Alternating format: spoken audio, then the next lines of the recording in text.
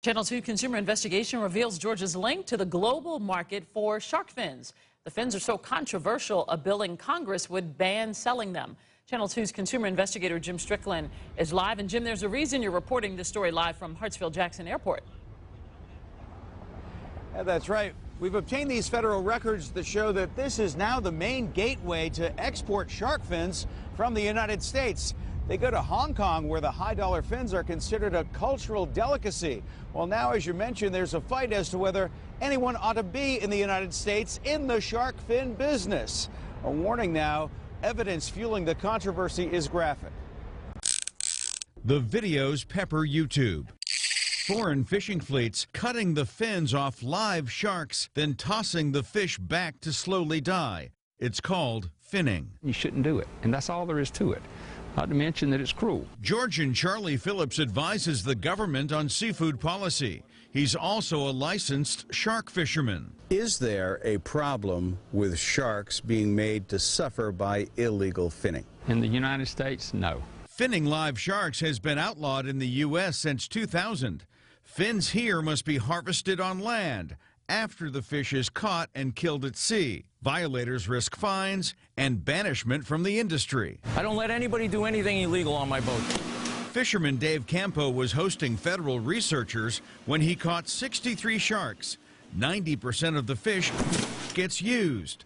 After drying, the fins will likely fly from Atlanta to China, where shark fin soup can go for $100 a bowl. The fins are 5% of the shark's total weight, but half its value. Once that fin is off the boat and is in the market, it is impossible to tell if that came from a shark that had been finned. Lora Snyder of the environmental group Oceana says the best solution is an all-out ban on fins starting in the U.S. in hopes that bans will spread. That will be a very deep cut to this global trade that is responsible for as many as 73 million sharks a year.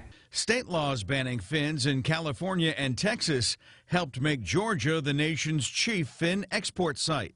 Georgia Congressman David Scott and Buddy Carter are co-sponsoring a bill to outlaw fin sales nationwide. They're impacting the American fishermen for what may be happening in other places that we'll never control. It's not just the fishermen saying so.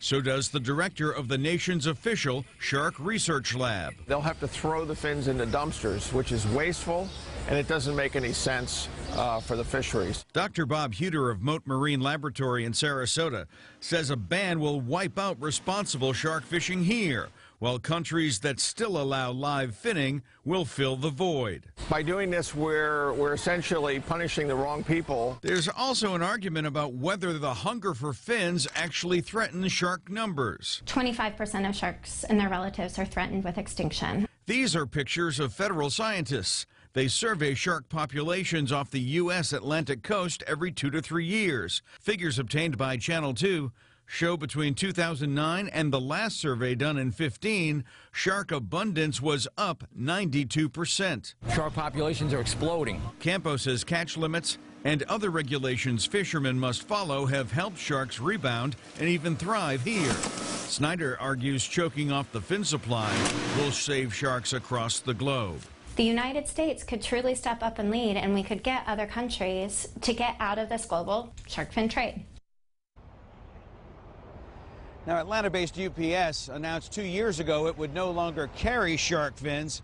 In March, more than 150 scientists, including researchers from the Georgia Aquarium and UGA, wrote to Congress in favor of a fin ban.